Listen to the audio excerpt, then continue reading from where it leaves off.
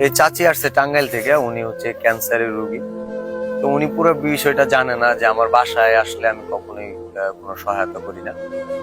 কারণ হচ্ছে আমার কাছে একজন আসে না, শত শত মানুষ কান্না করে যায় ফেরত যায়। কারণ আমি একজনকে যদি আহ, তার মানবিক কাজের দায়িত্ব নেই, সেটা হয়তো আমার মানে একদিনে না, হয়তো একবার নেওয়া সম্ভব, বা মাসে একবার নেওয়া সম্ভব, অথবা সপ্তাহে নেওয়া সম্ভব। কিন্তু যে পরিমাণ মানুষ দৈনিক ফিরে যায়, এই মানুষগুলোর এমনি অভিশাপে ধ্বংস হয়ে যাবে আমার যতদূর মনে হয়। যে কারণে আমি বাসায় কারো কোনো ওই কাজ দায়িত্ব নিই না। তো উনি আসছে টাঙ্গাইল থেকে, উনি ক্যান্সারের সমস্যা। টাঙ্গাইলের কোন গ্রামে বাড়ি আপনার? থানার নাম কি? মির্জাপুর থানা। মির্জাপুর থানা। গ্রামের নাম? পাকুড়া। ইউনিয়ন? জামুর্তি। হ্যাঁ। জামুর্তি। আপনার নাম? সালমা। তো আপনার গ্রামে যে কি বললে আপনার খুঁজে পাবে? আমার সালমান নামে বললি ক্যান্সারের রোগী। গ্রামের নামটা আবার বলেন।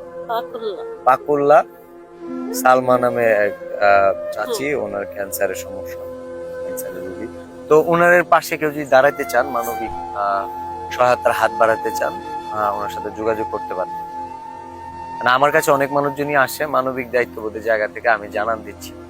সেই সাথে বলি, যারা দূর দূরান্ত থেকে আসেন, আমি সর্বোচ্চ এটাই করতে পারবো, আপনি কোথা থেকে আসছেন, কেন আসছেন, আপনার কোনো মানবিক কাজে কোনো হেল্প করবে কিনা মানুষ। এন্ড একজন থটস অফ বিলালের পক্ষে না, একজন দেশের গভর্নমেন্টের পক্ষে সম্ভব না এত ক্রিটিক্যাল পেশেন্ট নিয়ে কাজ করা। বেসিক স্যালাইন 5টা জায়গায় হয়তো 10টা দিতে পারবে, প্যারাসিটামল হয়তো 1 পাতার জায়গায় 2 পাতা দিতে পারবে, কিন্তু এত পরিমাণ ক্রিটিক্যাল রোগীর পেশেন্টের ট্রিটমেন্টের খরচ কিভাবে দেবে?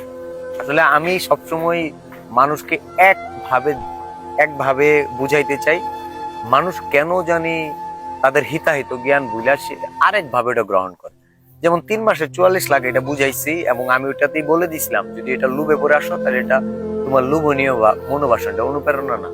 আমি এটা বলার পরেও অডিয়েন্স এখানে হুমড়ি খেয়ে পড়বে। তারপরে কি, এই যে দর্শক বিলালে দেখা দিয়ে এখন মানুষ কৃষিকাজ বাদ দিছে, মানুষ এখন চাকরি বাদ দিছে, দোষ আমার, অথচ আমি কিন্তু নিষেধ করছি।